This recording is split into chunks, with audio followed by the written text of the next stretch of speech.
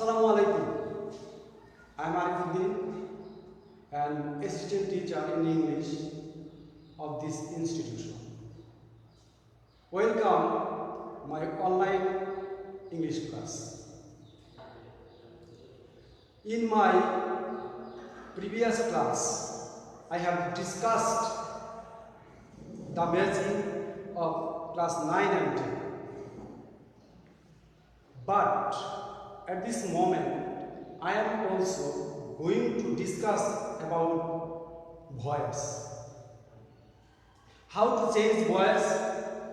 Okay, my dear students, remember that the syllabus of voice is same for class 6 to class 10. So, every student of all the classes can follow the video. Now, come to the point.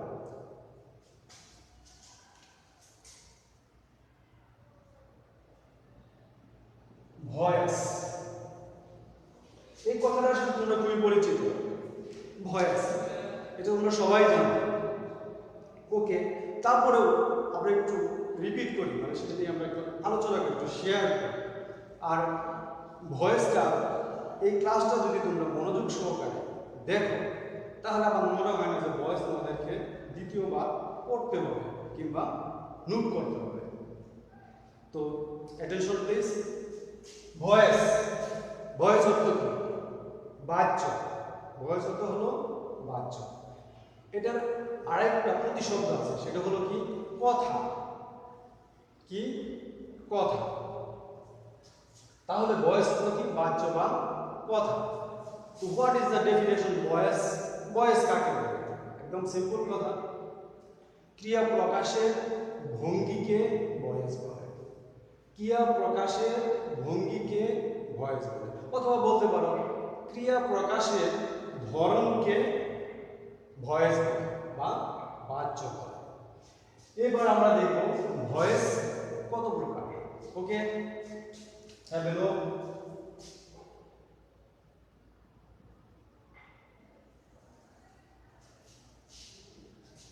তোমরা জানো যে voice দুই প্রকার, কিন্তু তোমাদেরকে আজকে আমি একটা নতুন ইনফরমেশন দেব, সেটা হচ্ছে কি ভয়েস তিন প্রকার। কিভাবে আসলে এক নাম্বার হলো কি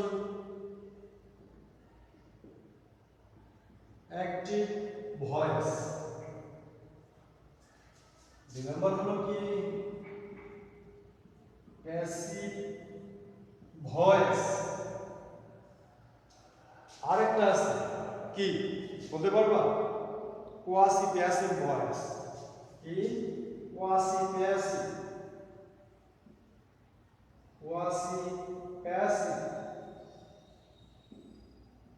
কি ভয়েস। ওকে, এবার আমরা কি করি? Active voice. অ্যাক্টিভ ভয়েস কাকে বলে? তোমরা জানো, সাবজেক্ট নিজে যদি ক্রিয়ার কাজটা করে তাকে বলা হয় কি? Active voice. একদম সিম্পল এবং সহজ কথা, সেটা হচ্ছে কি সাবজেক্ট যদি নিজেই ক্রিয়ার কাজ করে তাকে বলা হয় কি? Active voice. Passive voice, subject নিজে করে না, সাবজেক্ট নিজে করে না, এখানে সাবজেক্টের দ্বারা করা হয়, সাবজেক্টের দ্বারা করা হয়। আমরা সহজ কথায় বলবো, সাবজেক্টের দ্বারা যদি করা হয় সেটা হচ্ছে কি? Passive voice. আর কোয়াসি প্যাসিভ ভয়েস, কোয়াসি মানে কি? অর্ধেক, প্যাসিভ মানে ভয়েস মানে অর্ধেক প্যাসিভ, অর্থাৎ গঠনের দিক দিয়ে অ্যাক্টিভ কিন্তু অর্থের দিক দিয়ে প্যাসিভ, সেটাই হচ্ছে কি? Quasi passive. আচ্ছা, আমরা এবার কিছু এক্সাম্পলের মাধ্যমে বুঝতে চেষ্টা করি। যেমন ধরো, I eat rice। সিম্পল বাক্য দিয়ে, সিম্পল ওয়ার্ড দিয়ে আমরা ভয়েস করব। I eat rice, আমি ভাত খাই। ধরো এটা আমরা কি করি? প্যাসিভ করি, রাইস ইজ eaten।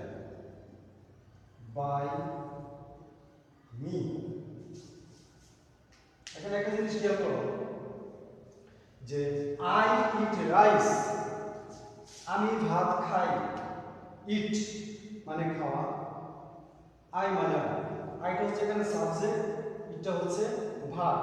এখানে কিন্তু আই সরাসরি ভার্বের কাজটা করতেছে, এই জন্য এটাকে কি বলা হয়, কি অ্যাক্টিভ ভয়েস। এটা কি অ্যাক্টিভ ভয়েস। এখন দেখো rice is eaten by me, আমার দ্বারা ভাত খাওয়া হয়। এখানে কিন্তু যদিও এখানে রাইসটা কিন্তু সাবজেক্ট, কিন্তু সাবজেক্ট কিন্তু ইজ ইটেন এটার কাজটা করতেছে, এটা করতে কিন্তু সাবজেক্টের দ্বারা কাজটা হইতেছে। এখানে ইজ ইটেন এটার কাজটা হচ্ছে কি এই যে মির দ্বারা। তাহলে বলছিলাম কি সাবজেক্ট যখন ভার্বের কাজ করে তাকে অ্যাক্টিভ ভয়েস বলে, যখন সাবজেক্ট দ্বারা ভার্বের কাজ হয় তখন তাকে প্যাসিভ ভয়েস বলে। তাহলে অ্যাক্টিভ ভয়েস এবং প্যাসিভ ভয়েস, এটা কি ক্লিয়ার? ও আরেকটা কথা, অ্যাক্টিভ ভয়েস বাংলায় কি কর্ম বাচ্য, আর এটা কি কর্তৃবাচ্য, এটা হচ্ছে কি কর্তৃবাচ্য, আর এটা হচ্ছে কি কর্মবাচ্য। তো এই ছিল মোটামুটি ভয়েসের সংজ্ঞা, অ্যাক্টিভ ভয়েসের সংজ্ঞা, প্যাসিভ ভয়েসের সংজ্ঞা এবং কোয়াসি প্যাসিভের সংজ্ঞা। তো সংজ্ঞাগুলি কি ক্লিয়ার? আচ্ছা, তো ভয়েস করতে গেলে তো আমরা জানি যে টেন্স সম্পর্কে খুব ভালো ধারণা থাকতে হয়। আমরা বলি যে নেরেশন করতে গেলে টেন্স সম্পর্কে ভালো ধারণা থাকতে হয়, সিম্পল কম্পাউন্ড কমপ্লেক্স সেন্টেন্স করতে গেলে টেন্স সম্পর্কে ভালো ধারণা থাকতে হয়। তারপরে আমরা বলি যে কমপ্লিটিং সেন্টেন্স করতে গেলে টেন্স সম্পর্কে ভালো ধারণা থাকতে হয়। বাট আমি মনে করি যে আমরা আজকে টেন্স সারা ভয়েস শিখব।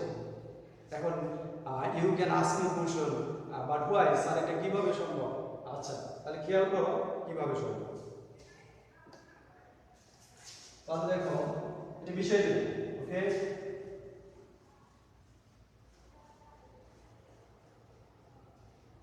তো একটা জিনিস খেয়াল করো যে ভয়েস করতে গেলে তোমার তিনটি জিনিস খেয়াল রাখতে হবে।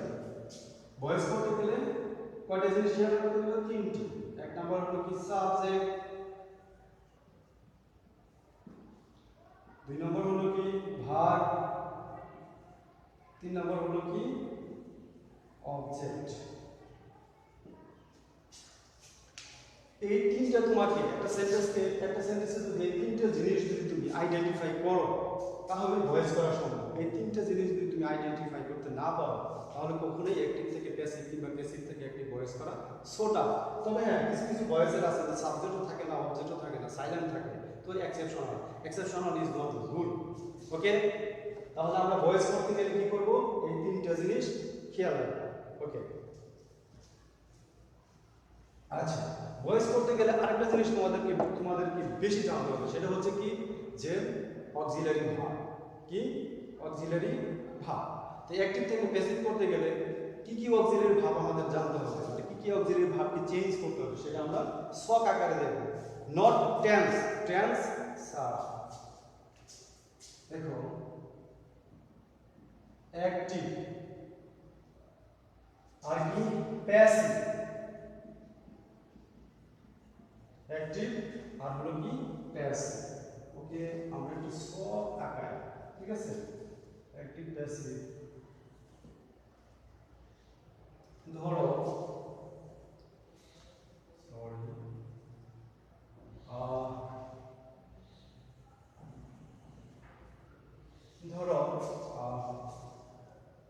V1 থাকবে।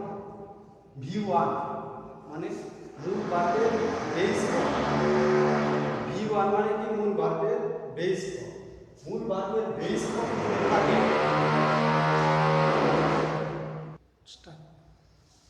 ওকে, যদি V1 থাকে মানে মূল ভার্বের প্রেজেন্ট ফর্ম থাকে, তাহলে প্যাসিভ ভয়েস, অ্যাক্টিভ থেকে আমরা প্যাসিভ ভয়েস করতে গেলে আমরা কি কি নিব? am, is, are প্লাস কি V3, প্লাস কি V3। V3 মানে কি মূল ভার্বের পাস্ট পার্টিসিপল ফর্ম।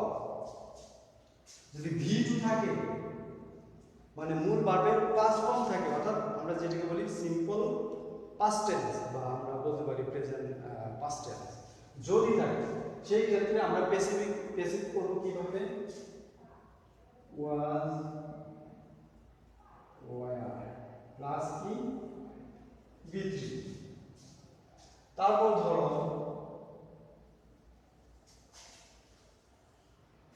কি থাকলো, am, is, are, was, were,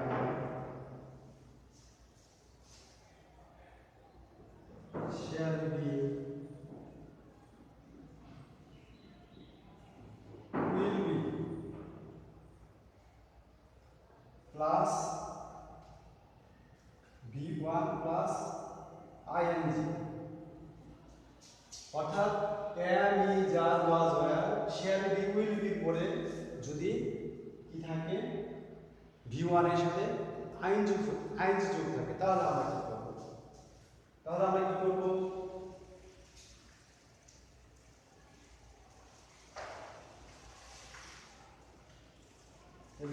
am, is, are, was, were, shall be, will be এর সাথে কি করব? প্লাস being, কি being প্লাস কি being।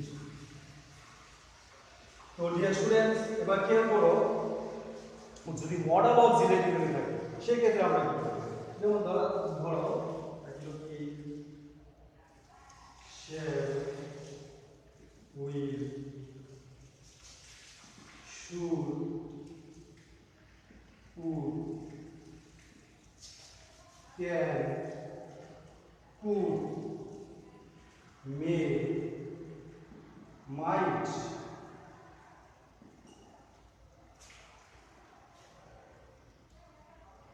must, need, must,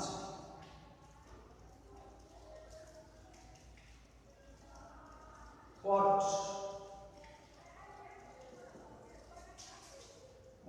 to, used to, be to, be going to, be going to। এরপরে কি করতে হবে? B plus B3। ওকে, এখানে একটা জিনিস বাদ করে গেছে, সেটা হচ্ছে কি যদি have, has, had, have, has, had, shall have, will have,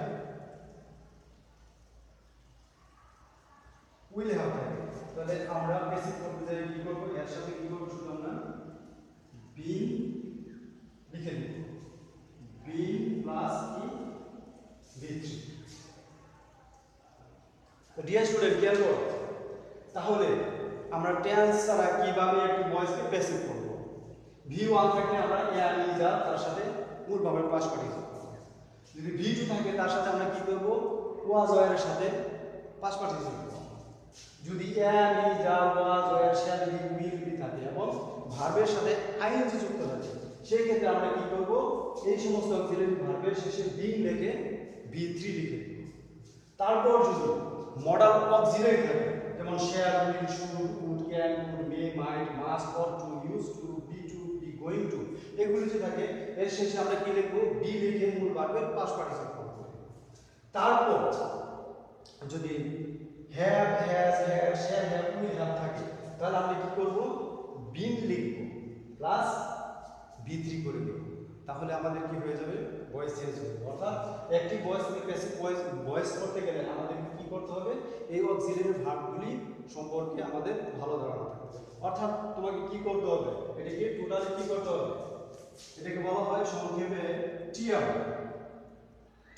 TM হচ্ছে টোটালি মেমোরাইজড। অর্থাৎ তোমাকে এটা কি করতে হবে, পুরোটাই মুখস্থ করতে হবে। এই সবটা যদি তোমার মুখস্থ থাকে তুমি সহজে যে কোনো ধরনের ভয়েস তুমি করতে পারো। ওকে ডিয়ার স্টুডেন্টস, তোমরা যদি এটাকে যদি শর্ট স্ক্রিন দিতে চাও, হ্যাঁ, তাহলে শর্ট স্ক্রিন দিতে পারো।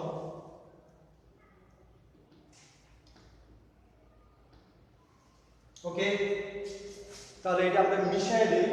তো আমরা এখন কি করব, কিছু এক্সাম্পল সহ ভয়েস। ওকে,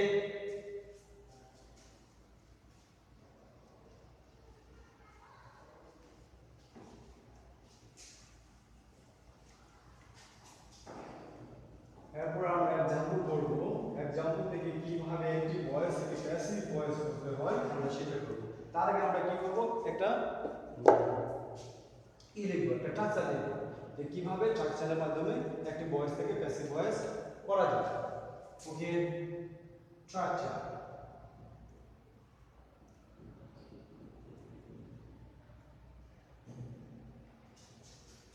অবজেক্টিভ,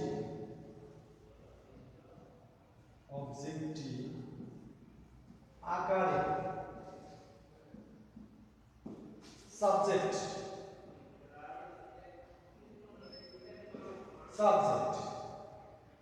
তারপর কি অক্সিলারি,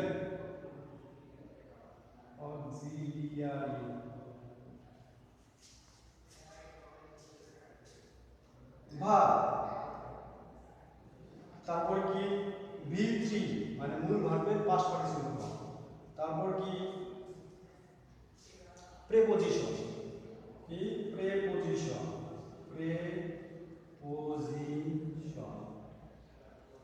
প্রেপোজিশনগুলো কি কি, বাই, টু, এট, উইথ ইত্যাদি। প্লাস এখানে একটা জিনিস খেয়াল করো, আমরা বেশিরভাগ প্রিপজিশনটা আমরা কি ব্যবহার করি, সেটা হচ্ছে যে বাই, আমরা বেশিরভাগ বাইরে ব্যবহার করি। টু অ্যাড এনি এক্সেপশনাল, যে এক্সেপশনাল প্রিপজিশন আছে যেগুলো আমাদেরকে ব্যবহার করতে হয়। যখন আমরা এক্সাম্পলগুলো সলভ করব তখন এগুলো আমরা সহজেই বুঝতে পারবো। তো এখানে আমরা বাইটাই বেশি কাউন্ট করি। তারপর কি দেখো, subjective,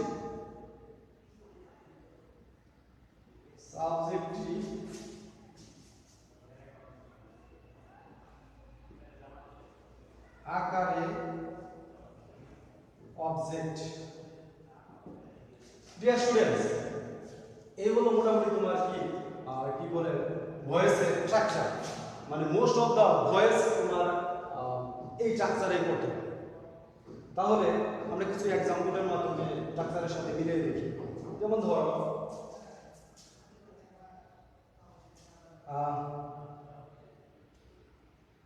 she sings a song. Students এখানে একটা জিনিস খেয়াল করো, যখন কোনো সেন্টেন্স লিখবা সাথে সাথে সেটা বাংলা বলবা, তাহলে তোমার জন্য যে কোনো তুমি গ্রামাটিক্যাল করো না কেন, যে কোনো গ্রামাটিক্যাল পয়েন্টে যাওয়ার সে ভয়েস অফ ডিরেকশন হোক, কমপ্লিটিং সেন্টেন্স হোক, ট্রান্সফরমেশন অফ সেন্টেন্স হোক, সেগুলো তুমি সহজেই বুঝতে পারো। শি সিংস এ সং, সে একটি গান গায়। তো দেখো আমাদের স্ট্রাকচারে কি বলছে, যে অবজেক্টটি আকারে সাবজেক্ট। এখানে অবজেক্ট কি আছে, এ সং, এটা হচ্ছে কি অবজেক্ট। আমি সংক্ষেপে লিখলাম, এটা হচ্ছে অবজেক্ট। তাহলে অবজেক্টটি আকারে সাবজেক্ট, এটা কি প্রথমে চলে আসবে। কোথায় আসবে, প্রথমে চলে আসবে। প্রথমে কি লিখবো, এ সং, এ সং। আচ্ছা, এখন আমি বলছিলাম কি, যে সাবজেক্টের পরে যদি V1 থাকে, অর্থাৎ V1 এর সাথে এস বা ইএস থাকতে পারে, তো V1 থাকে, তাহলে আমাকে অক্সিলারি ভার্ব কি নিতে হবে, এম, ইজ, আর। তাহলে এ সং হচ্ছে কি থার্ড পারসন সিঙ্গুলার নাম্বার, যেহেতু এটা কি she songs a song, Singh এর সাথে এস আছে, তাহলে কি হবে, এম ইজ। তাহলে যদি এ সং হচ্ছে থার্ড পারসন সিঙ্গুলার নাম্বার, তাহলে কি হবে, ইজ। A song is. আচ্ছা ওকে, এবার কি করতে হবে আমাকে, ভার্বটা নিতে হবে। ভার্বের কি বসাতে হবে, থার্ড ফর্ম বসাতে হবে। এই যে V3 বসাতে হবে, আমাকে কি বসাতে হবে, V3 বসাতে হবে। তাহলে সিং এর V3 কি, তোমরা নিশ্চয়ই পড়ছো, যেমন সিং, সিং, স্যাং, কি সাং। তারপরে ধরো যদি রাইট থাকে, রাইট, রোড, রিটেন। যদি থাকে ইট, অ্যাট, ইটেন। আমরা কোন ফর্মগুলি নিব, ভার্ব 1, ভার্ব 2, ভার্ব 3, এই ফর্মগুলি নিব। আমরা যখন অক্সিলারি ভার্বের পরে V3 গুলি কোনগুলি, তোমরা কনজুগেশন অফ ভার্ব নিশ্চয় করছো। কনজুগেশন অফ ভার্বের ভিতরে এগুলি দেওয়া আছে, এগুলো তোমরা কি করে নিবা, টোটালি মুখস্থ করে নিবা। তাহলে দেখো এখানে কি আছে, সিং, সিং এর V3 কি, সাং। তাহলে আমি কি লিখব, সাং। তারপরে কি বলছে, প্রিপজিশন। প্রিপজিশন কি হবে, বাই। Preposition by. এখন সাবজেক্টে কি হবে, সেটা কি হবে, আকারে অবজেক্ট হবে। তাহলে শি অবজেক্টিভ কেস কি, হার, কি হার। এই হয়ে গেল ভয়েস। আর এই নিয়মে তোমাকে সমস্ত ভয়েস করতে হবে। তাহলে দেখো আমরা এখানে একটা জিনিস দেখি, যে সেটা হচ্ছে কি, যে যেখানে আমরা বললাম কি, যে সাবজেক্টটা কি হলো, আকারে অবজেক্ট হলো, হার হলো। তোমরা নিশ্চয়ই এগুলো তোমাদের জানা আছে, যে পার্সন তোমাদেরকে করেছিলাম। যেমন আই থাকলে আই অবজেক্ট কি হয়, মি হয়, হ্যাঁ, ইউ, সরি, উই থাকলে কি হয়, উইর অবজেক্ট কি হয়, আস হয়। তারপর তোমার ইউ থাকলে ইউর অবজেক্ট কি হয়, ইউ হয়। তারপর হি, হির অবজেক্ট কি হয়, হিম হয়। শির অবজেক্ট কি হয়, হার হয়, হ্যাঁ। ইট, ইটের অবজেক্ট কি হয়, ইটি হয়। দের অবজেক্ট কি হয়, দ্যাম হয়। এগুলো তোমরা জানো। আর যদি নাম থাকে, যেমন কি থাকে, যদি নাম থাকে, যেমন ধরো নাম আছে কি, রীতা। রীতার অবজেক্ট কি হবে, রীতাই। অর্থাৎ প্রপার নাউনের কোনো পরিবর্তন নাই। অর্থাৎ তোমরা যদি ভয়েস করতে যাও, তাহলে এই ফর্মগুলি কি তোমাকে কিন্তু অবশ্যই জানা থাকতে হবে। অর্থাৎ এটাকে বলা হয় কি, আমি একটা সংক্ষেপে একটা কথা বলছি কি, টিএম, মানে টোটালি মেমোরাইজড। তোমাকে এইভাবে টোটালি মেমোরাইজড করে থাকতে হবে। I object me, we object us, your object you, he object him, she object her, ইটের object it, they object them. আর যদি কোনো প্রপার নাউন থাকে, প্রপার নাউনটাই সরাসরি যায় বসবে। ওকে ডিয়ার স্টুডেন্ট, এই পর্যন্ত তো ক্লিয়ার? ওকে, এখন আমরা দেখি আরো কিছু एग्जांपल করি। আচ্ছা কি দরকার আছে, আচ্ছা বিষয় দিলাম। ওকে, যদি কেউ যদি শর্ট সিন দিতে পারো নাও। ওকে, বিষয় দিলাম।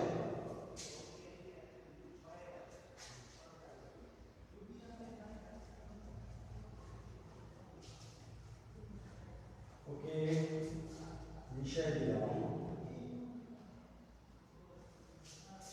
এবার ধরো একটা एग्जांपल,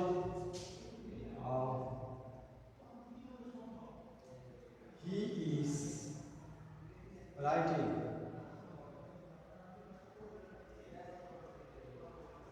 a letter। এখানে অবজেক্টটা কি, এ লেটার। এই লেটারটা কি এখানে চলে আসছে, তাহলে কি এ লেটার,